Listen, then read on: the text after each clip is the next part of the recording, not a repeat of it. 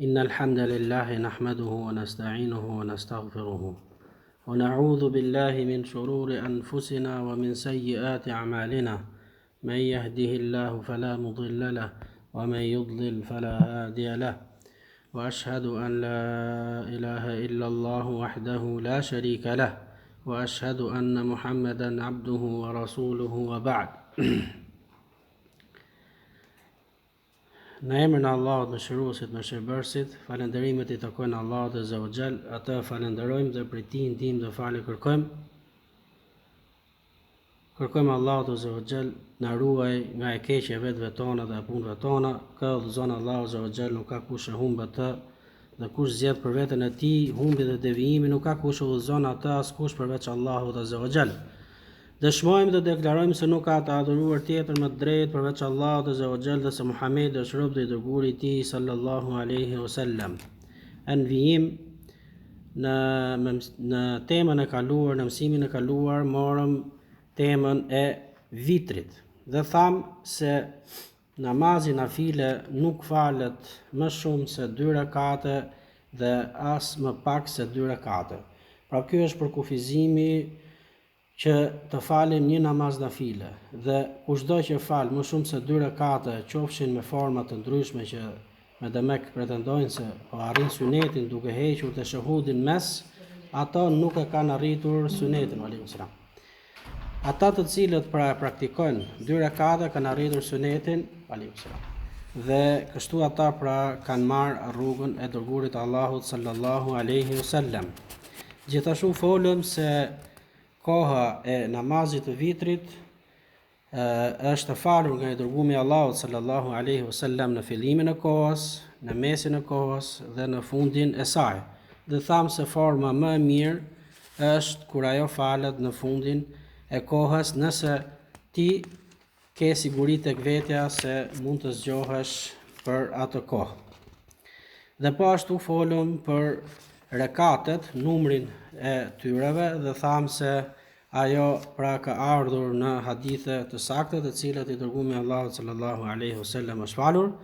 Pra është falur me 1 rekat, është falur me 3, është falur me 5, është falur me 7, me 9, 11 dhe 13 rekate. Po ashtu folëm dhe formën se si mund falet një namazi vitër, jo namazi nafile, kur e falim atë 3 rekate, kur e falim atë 5 rekate, kur e falim atë 7, 9, 11 dhe 13.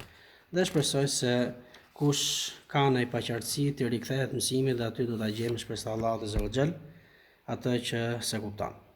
Me ndihmën e Allahut Azza wa Jall, sonde do të jetë me ne tema e dhikru aqiba as-salah. Namazi, dhikri I cili bëhet mbasi pra kryhet namazi. Për këtë Sheikh Abdullah al-Bassam, Allahu mëshiroft, ka thënë se lid duai wal istighfari, pra për këtë duaja dhe kërkimi I faljes mbas namazit ka urtësi madhështore tek Allahu Azza wa Jall dhe dobi të rëndësishme. Me ato, pra me këto lloj dhikri, ti shfaq tek Allahu Azza wa Jall mangësinë dhe atë çka ti nuk e bën ose është e pamundur për ta plotësuar, qoftë namazin fars, qoftë namazin nafile. Duke kryer këtë lloj duaje, Allahu Azza wa Jalla ka bërë me urtësinë e Tij që të largohet ajo çka quhet mangësi ose boshllëk. Dhe veprimi mbas namazit është tregues I qartë se aty është koha ku Allahu Azza wa Jall e pranon lutjen e lutësit. Pra çdo kush prej meshkujve dhe femrave të cilat janë pra muslimane dhe muslimane, kur lutën në atë kohë me fuqinë e Allahut Azza wa Jall dhe me ndihmën e Tij, ajo lutje pra nuk kthehet mbrapsht.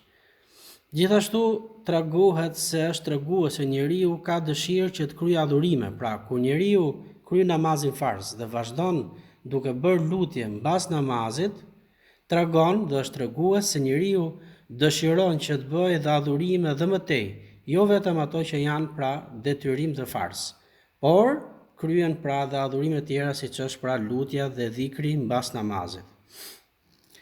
Gjithashtu tregon se njeriu është I bindur dhe ka dëshirë që t'ia falë Allahu Azza wa Jall mangësitë e tij dhe mos të hyj tek ajo kategori e cila pra janë të shkujdesur dhe të shturur.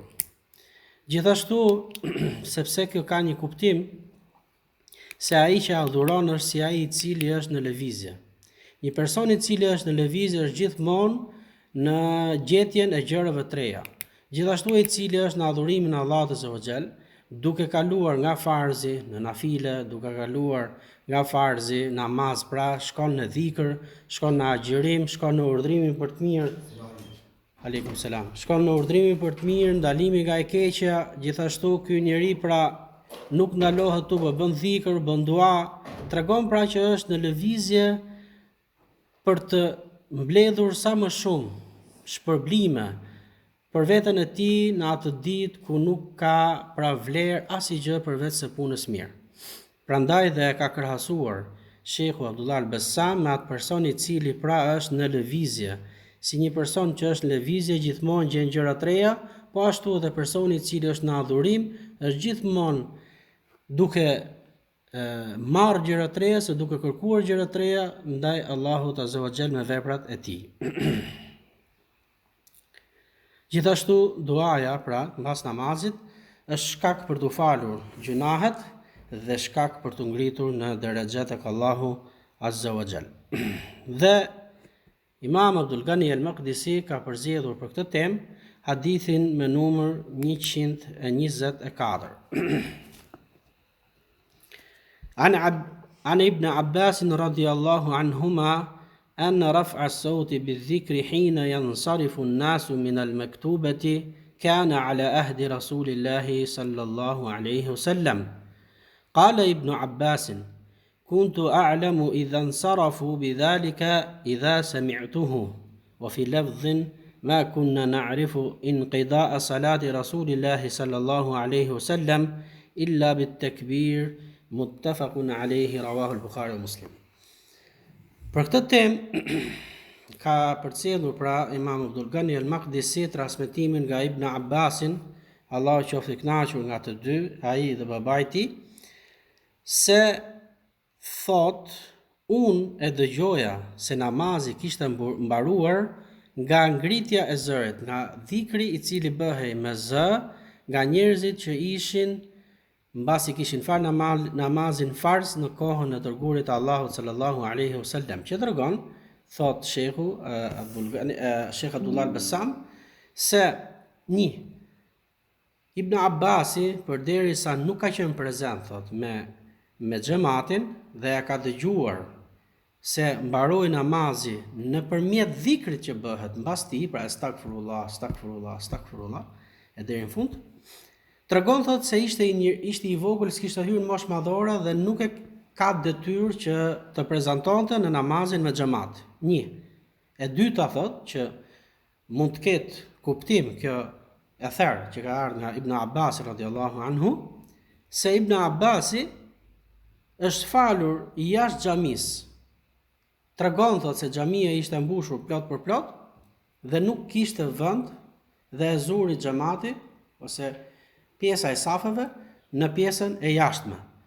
Dhe dihe që s'kishte për ngritjen e zërit që të kuptonte selam aleikum, por thot e kuptuam që namazi kishte mbaruar kur sahabët radhiyallahu anhum po ngritën zërin duke bërë dhikrin mbas namazit.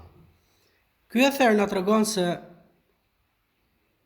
koha kur fillon dhikri është direkt mbas dhënies selam aleikum nga krahu i madh dhe i gjatë. Dhe nuk qëndrohet gjatë. Pa flasim për imamin.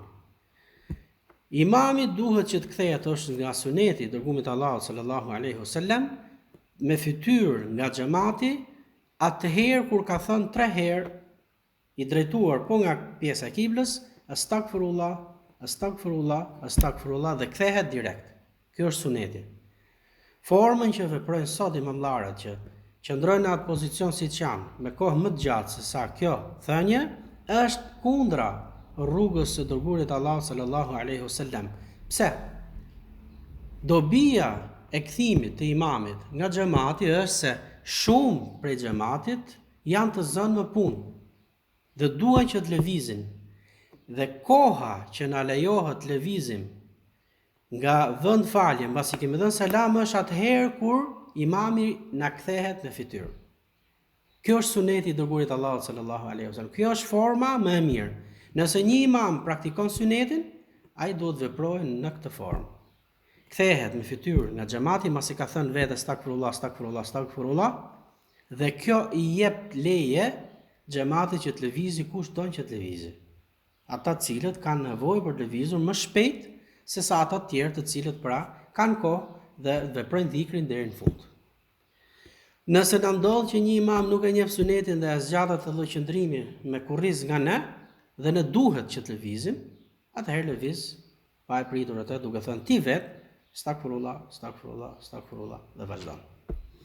Kjo është pra përfitimi i saj. Kuptimi i përgjithshëm për etherin, sepse Ibn Abbas radhiyallahu anhu thot, ne thot e dallonim mbasi ose mbarimin e namazit mbasi u dëgjonte zëri i njerëzve që ishin brenda në xhami duke bërë këtë lloj dhikri. Gjithashtu ka thënë ma kunna na'rif, nuk e dallonim shkëputjen nga namazi vetëm se kur u dëgjonte tekbiri nga njerëzit që ishin brenda. Pra, dikush astakfirullah, dikush pra kishte arrit ke thënia Allahu Akbar, pra ke dhikr subhanallah, alhamdulillah, Allahu Akbar, e kështu me radhë. Pra kur gjoshin këtë zë, e kuptoni që ka përfunduar pra namazi. Na përmend këtu sahabiu i nderuar Abdullah ibn Abbas se pejgamberi sallallahu alaihi wasallam dhe shokët e tij, pra sahabët e nderuar, ishin që e ngrinin zërin mbasi mbaronte namazi me këtë lloj dhikri. Pra me përmendjen e Allahut azza wa xal, e kjo ishte treguesi i qartë se këtu shkëputesh nga namazi farz dhe pas kësaj pra ty të lejohet që të veprosh dhikrin e namazit. Siç e tham neve, dobia e parë ishte ajo çka e lexuam dhe e dyta është se është e përqyeshme dhikri mbas namazit për dobitë e mëdha të cilët i tham në fillimin e ligjëratës, se në të gjithashtu që është dobi është ndjekja e dërguarit Allahu sallallahu alaihi wasallam, i cili është i bashkangjitur me ndjekjen pra me pasimin e Allahut azza wa xal. Me yuti'i Allaha wa rasulahu, pra faqad faza fawzan 'azima. Kush i bindet Allahut azza wa xal dhe dërguarit të tij, ai ka shpëtuar me një shpëtim pra të madh dhe madhështor. Që do thotë që njeriu pra duhet i ketë parasysh këto qëllime që të shpërblehet sa më shumë në veprimet e tij, sepse nganjëherë njeriu i bën këto veprime pra automatikisht. Prandaj është shumë e rëndësishme, siç e kemi thënë disa mësime përpara, përqendrimi në atë që quhet një qëllim ose niyet për hir të Allahut azza wa xal. Një nga selefët ka thënë, duket Sufjan ath-Thauri, e kam luftuar veten time me niyetin pra për qëllimin për hir të Allahut azza wa xal 30 vjet dhe nuk e di a fitoj vetja apo a fitoj niyeti. Që do thotë nuk është një çështje kaq e lehtë, sepse kjo është ajo ndasia, ndarja midis asaj që quhet shpërblim dhe asaj që nuk merr shpërblim. Nëse njeriu nuk e bën për hir të Allahut azza wa xal, ai nuk merr shpërblim, po nuk merr dhe gjuna. Po nëse njeriu niset me bën një vepër, të thotë të shkojë sonde, sot të nisem, ta vizitoj vllajën tim musliman për hir të Allahut azza wa xal, ai shpërblehet. Nëse njeriu ecën dhe makina ndalon diku dhe thot me që ndalova këtu po e takoj dhe filanin dhe s'ka qëllim për hir të Allahut azza wa xal, nuk shpërblehet. Pra kjo është ajo çka e bën e ndallon veprimin në shpërblim ose jo. E dyta e treta se namaz falsi duhet ta ngrejë zërin e tij. Pra kur fillon me dhikrin, duke kjo bëhet pra sepse i dërguari Allahu sallallahu alaihi wasallam dhe sahabët radhiyallahu anhum e vepronin atë. Por sot bëjmë një pyetje, a veprohet kjo në xhaminë që ne falemi? Kupton? Nëse kjo nuk është tradit, pra sunet, rrugë e cila ndiqet në xhami dhe ne nuk bëjmë pra me kokën tonë, por se e ngrem zërin aq sa e dëgjon vetja jonë. Jo të ngrem zërin aq sa bëhet shqetësues për ata që janë përreth nesh. e ngrem për të ndjekur sunetin e dërguarit Allahut sallallahu alaihi wasallam më shumë se sa pra është normaliteti në foljen me veten tënde. Pra astagfirullah, dhe ti nuk shqetëson askënd afër vetes tënde. Pra kjo është sunet, vepër e dërguarit Allahut sallallahu alaihi wasallam, dhe me veprimin e saj ne shpërblehemi. Gjithashtu tregon se Ibn Abbas radhiyallahu anhu, i cili ka transmetuar këtë ather në 3 forma, tregon se ka qenë i vogël dhe se kishte detyrë që të prezantonte me namazin me xhamat. Prandaj dhe ai ndodhi që çfarë na e transmeton neve duke qenë jashtë xhamia, siç e tham pra versioni i parë, dhe versioni i dytë është ajo çka tham se mbase safet kanë qenë të mbushura brenda xhamia dhe i ka qelluar që namazi të falet jashtë, dhe kështu pra ai e transmeton këtë ather si dëgjues i asaj zhurme dhikri që u bë brenda në xhami. Kaq për këtë hadith. Hadithi vijues me numër 125. An Warrad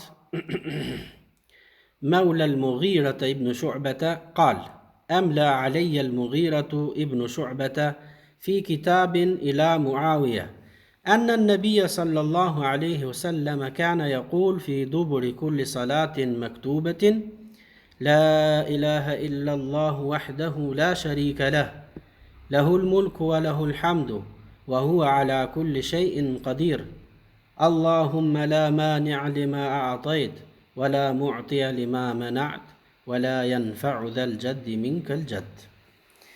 ثم وفد بعد ذلك على معاوية فسمعته يأمر الناس بذلك. وفي لفظ كان ينهى عن قيل وقال وعضاءة المال وكثرة السؤال، وكان ينهى عن عقوق الأمهات ووعد البنات ومنع وهات. رواه البخاري ومسلم. Pra hadithin që transmetohet nga Warrad, ishte robi Mugirës ibn Shu'ba, pra e kishte punëtorin e tij, thot emla aleje, Mugira i shkruaj një letër fi kitabitin ila Muawija, dhe thot nise këtë shkrim tek Muawija ibn Sufjan, se pejgamberi sallallahu alaihi wasallam ishte që thonte mbas çdo namazi detyr, pra farz, këtë lloj dhikri: La ilaha illa Allah, wahdahu la sharika lah. Pra, nuk ka të adhuruar tjetër më të drejtë përveç Allahut azza wa jall, pa i bërë shok atij, lahul mulku wa lahul hamdu. Për atë është pra mbretëria, për atë është falënderimi. Wa huwa ala kulli shay'in qadir, dhe ai është pra për çdo gjë i plot fuqishëm. Allahumma la mani' lima a'tait, o Allah, nuk ka kush ndalon atë çka ti don ta japësh. Wala mu'tiya lima mana'at, dhe askush s'mund na japi furnizim përderisa ti e ndalon atë. Wala yanfa'u dhal jaddi minka al jadd, dhe nuk bën dobi askush tek ne nëse dikush don që të na bëj neve dobi nëse ti se ke përcaktuar. Dhe pastaj thot Warradi se shkova si i ftuar tek Muawija dhe e dëgjova atë duke i urdhëruar njerëzit me këtë që ja kishte shkruar pra Mughira ibn Shu'ba. Dhe një transmetim tjetër thot, ai pra gjithmonë flitet për Muawijan, aq i kujdesur ishte sa që i ndalonte njerëzit që të merreshin me thashë theme. Gjithashtu thot, i ndalonte njerëzit që të shpërdoronin pasurinë e tyre. Gjithashtu thot, i ndalonte njerëzit që të bënin pyetje të tepërta dhe të padobishme. Po ashtu thot, i ndalonte njerëzit që të mos ishin të padrejtë ndaj nanave të tyre, dhe gjithashtu i ndalonte njerëzit mos t'i varrosnin vajzat e tyre të gjalla, dhe gjithashtu thot, i ndalonte njerëzit që të mos ishin koprac, por të ishin dorë lëshues dhe ta jepshin pasurinë për hir të Allahut azza wa jall. E transmeton Imam Buhari dhe Imam Muslim. Për këtë hadith, Sheikhu Abdullah al-Bassam thot se Muawija ibn Abi Sufjan kërkoi pra prej Mughirës që t'i shkruante diçka, dhe Mughiri thot i shkruan këtij emiri i cili ishte në Kufe. Dhe i thot se i dërguri Allahu sallallahu alaihi wasallam vepronte mbas çdo namazi fars me këtë lloj dhikri.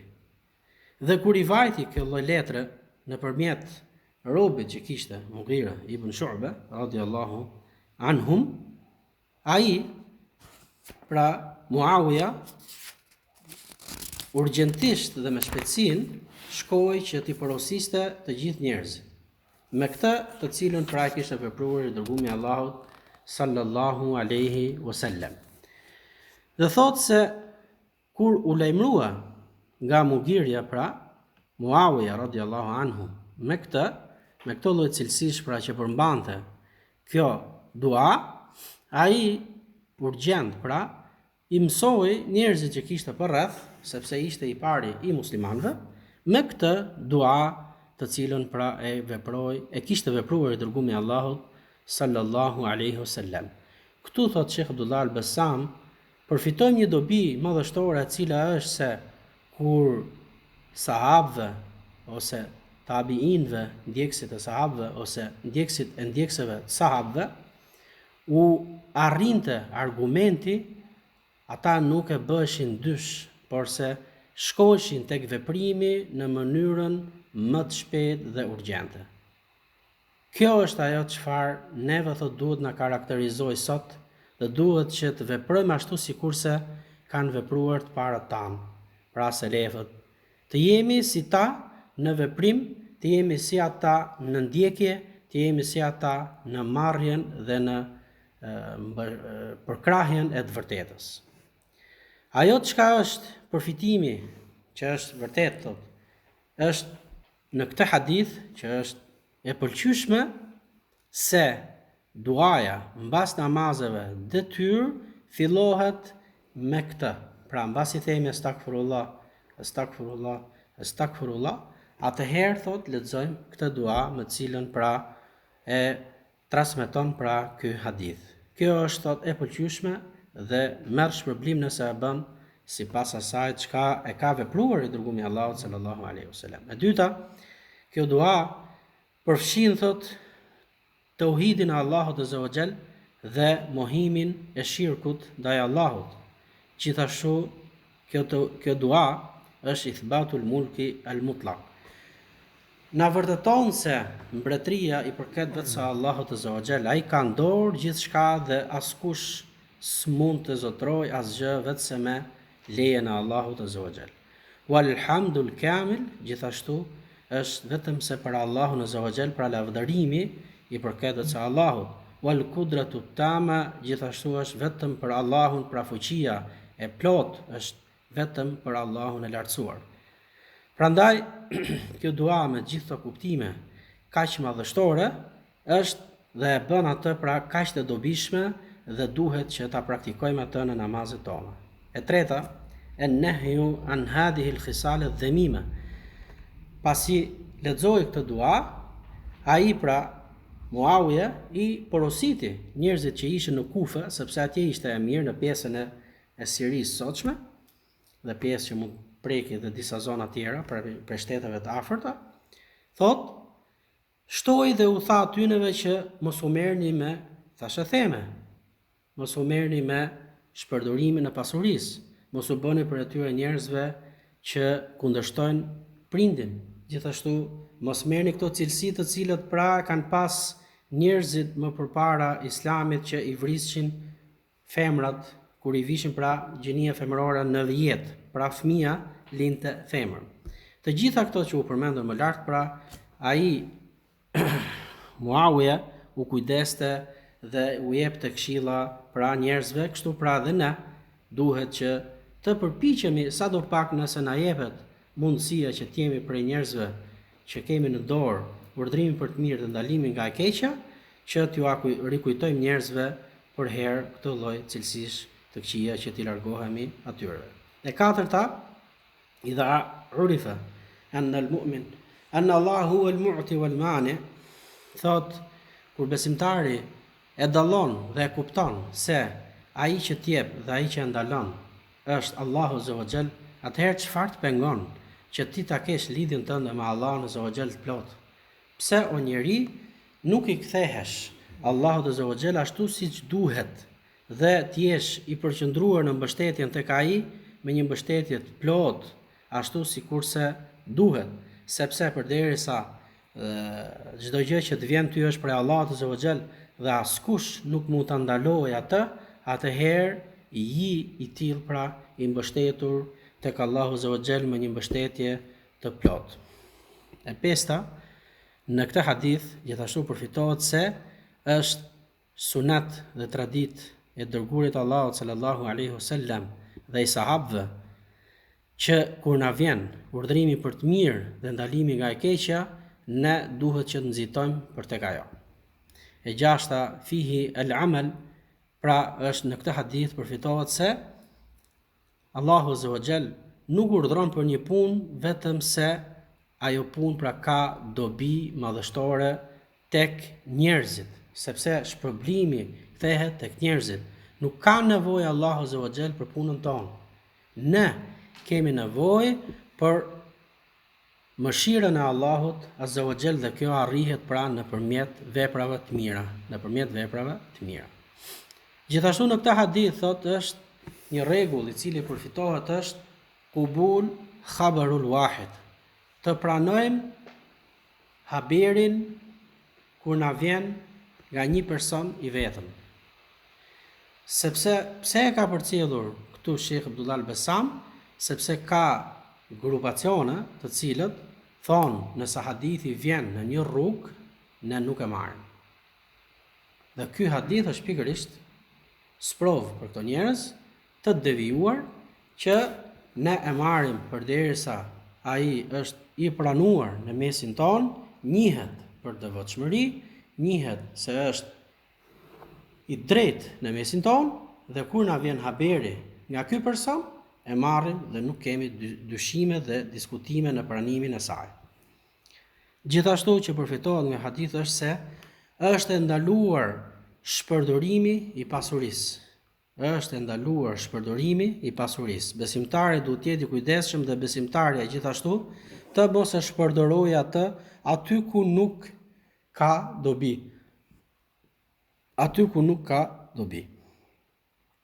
Rrugët që prishet pasuria ose shpërdorohet pasuria nga besimtari janë 3. 2 janë dobishme dhe 1 është e padobishme. E para është kur ti e çon pasurinë tënde në rrugë të cilët janë të ndaluara, haram, gjëra të cilët pra nuk lejohet që ti veprojmë ose ti blejmë ose ti hajmë. E dyta, kjo është pra ndaluar. E dyta është kur ti pasurinë tënde e çon atë në rrugë të mira, pra në rrugë të mira ndihmon një person i cili është në nevojë ose ndihmon një person i cili don që të përfitojë prej diturisë, por nuk ka mundësi nga ana financiare që të përfitojë, atëherë ti e ndihmon atë, ose një person do që të publikojë, të postojë një libër dhe ti e ndihmon atë, e kështu pra shumë rrugë të cilët pra hyn tek rruga që quhet pra rrugë të mira, ku ti shpërblehesh tek Allahu azza wa jall. Dhe e treta, l'infaq fil mubahat, kur ti e jep pasurinë në gjëra të lejueshme, pra jo e ndaluar, sunet, dhe e lejueshme. E lejueshme të vishesh me rroba të bukura, të blesh një makinë përshtatshme, të zbukurosh veten, familjen, shtëpinë, por pa e tepruar atë. Pra kjo është në rrugë të pëlqyeshme dhe të lejuara. Kto janë 3 format dhe shpresoj se është e qartë për çdo kënd për ne. Hadithi vijues dhe i fundit është hadithi me numër 126. An Sumej Maula Abi Bakr ibn Abdurrahman ibn al-Harith ibn Hisham an Abi Salih as-Samman an Abi Hurairah radiyallahu anhu أن فقراء المهاجرين أتوا رسول الله صلى الله عليه وسلم فقالوا يا رسول الله ذهب أهل الدثور بالدرجات العلى والنعيم المقيم فقال وما ذاك؟ قالوا يصلون كما نصلي ويصومون كما نصوم ويتصدقون ولا نتصدق ويعتقون ولا نعتق. فقال رسول الله صلى الله عليه وسلم: أفلا أعلمكم شيئا تدركون به من سبقكم وتسبقون به من بعدكم ولا يكون أحد أفضل منكم إلا من صنع مثل ما صنعتم. قالوا: بلى يا رسول الله. قال: تسبحون وتكبرون وتحمدون دبر كل صلاة 33 مرة. قال أبو صالح: فرجع فقراء المهاجرين إلى رسول الله صلى الله عليه وسلم فقالوا: يا رسول الله، سمع إخواننا أهل الأموال بما فعلنا ففعلوا مثله. فقال رسول الله صلى الله عليه وسلم: ذلك فضل الله يؤتيه من يشاء. قال سمي: فحدثت بعد أهلي بهذا الحديث فقال: وهمت، إنما قال: تسبح الله 33 وتحمد الله 33 وتكبر الله 33. فرجعت إلى أبي صالح فذكرت له ذلك فقال: قل الله أكبر وسبحان الله والحمد لله حتى تبلغ من جميعهن 33. رواه البخاري ومسلم. Ky hadith, I cili hadith I gjatë që transmetohet nga Sumeja, Maula Abi Bakr ibn Abdurrahman ibn al-Harith ibn al-Hisham, se transmetohet nga Abi Salih as-Samman, se ka dëgjuar nga Abi Huraira radhiyallahu anhu, se njerëzit e varfër që ishin prej muhaxhirëve, të cilët erdhën nga Mekka në Medinë, erdhën tek I dërguari I Allahut sallallahu alaihi wasallam dhe thanë: O I dërguari I Allahut, njerëzit që kanë pasuri na kanë kaluar me shpërblime tek Allahu azza wa jall, sepse ata kanë mirësi. Dhe I thotë I dërguari I Allahut sallallahu alaihi wasallam: e si kjo? Tha: yusalluna kama nusalli. Ata falen sikur se falemi ne. Ato agjërojnë sikur agjërojmë ne. Ato japin sadaka, po ne nuk japim sadaka se s'kishin pasuri. Gjithashtu ato lirojnë njerëz, robër, dhe ne nuk e bëjmë. Atëherë I drejtohet te dërgumi I Allahut sallallahu alaihi wasallam dhe I thotë: a nuk doni që t'ju mësoj diçka të cilën nuk e kanë bërë ata që kanë qenë para jush? Dhe nëse e bëni ju, do t'jeni pra vepruesit atyne që do vinë pas jush. Pra, para jush se kanë bërë. Do ta bëni ju, dhe ju do jeni të para që do e bëni, dhe do jeni ata pra që do I mësoni të tjera që do vinë pas jush.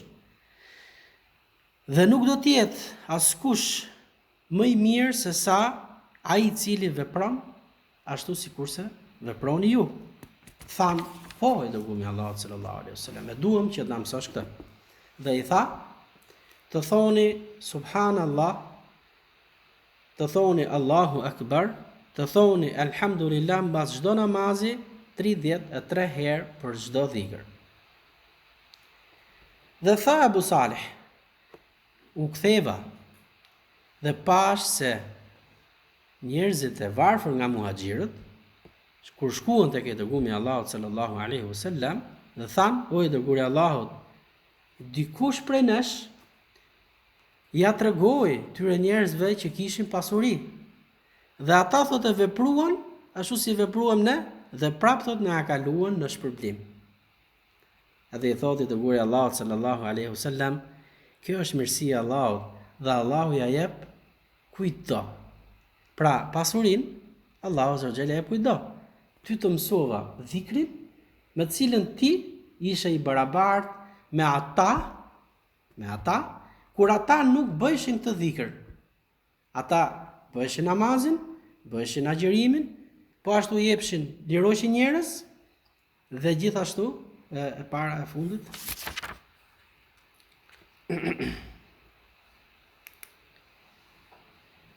bëjshin dhe sadaka. Atëherë thot, pasi e mësuan dhikrin, ata ishin të kujdesur që ta bënë dhe dhikrin. Dhe kjo është mirësia e Allahut, thot. Mirësia e Allahut është që ne ju a treguam juve, ata e morën dhe ishin të kujdesur dhe i vepruan gjitha bashk, dhe këtu ndahet pra ajo çka është pra vlera e asaj çka është pra pasuri dhe atij që s'ka pasuri. Vepro me atë që mundesh dhe të shpërblehesh tek Allahu Azza wa Jall.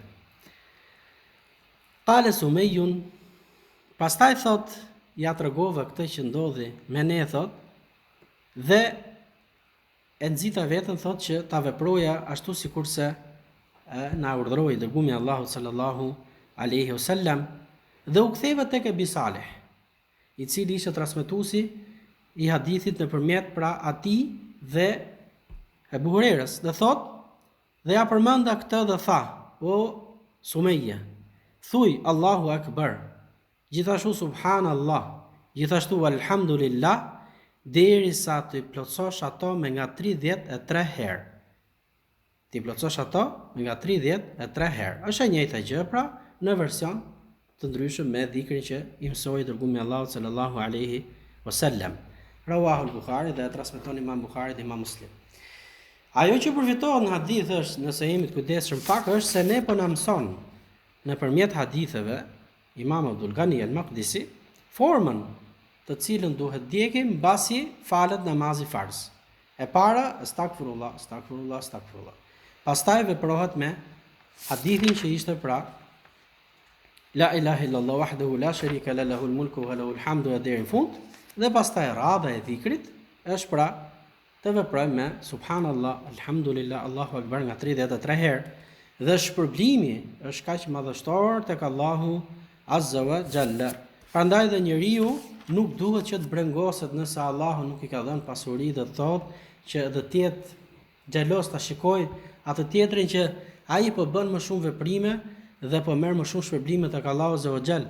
Atëherë ti përpiqu që të veprosh atë çka të ka mësuar hadithet e dërgumit të Allahut sallallahu alaihi wasallam, dhe ti je pra me një derexhe ose je me një grad ku do shpërblehesh tek Allahu Azza wa Jall me atë dhikr që ti vepron sipas asaj çka e ka mësuar pra i dërgumi Allahut sallallahu alaihi wasallam, dhe do marrësh shpërblime ashtu sikurse ata janë me pasuri.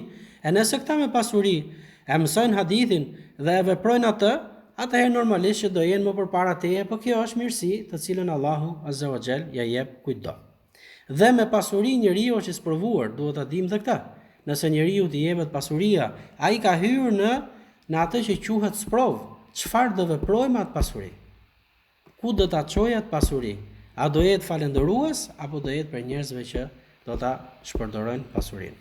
Prandaj është dhe përgjegjësi kjo lloj pasurie, por se këto sahabë pra të cilën i zgjodhi Allahu Azza wa Jall që të jenë shoqëruesit e dërgumit të Allahut sallallahu alaihi wasallam, ishin njerëzit më të dashur, njerëzit më të mirë, dhe ndaj këta janë shembulli për ne për çdo gjë të cilën pra na e kanë përcjellur sahabët e tjerë, duke parë se si kanë vepruar ata të cilët kishin pasuri dhe ata të cilët kishin më pak pasuri.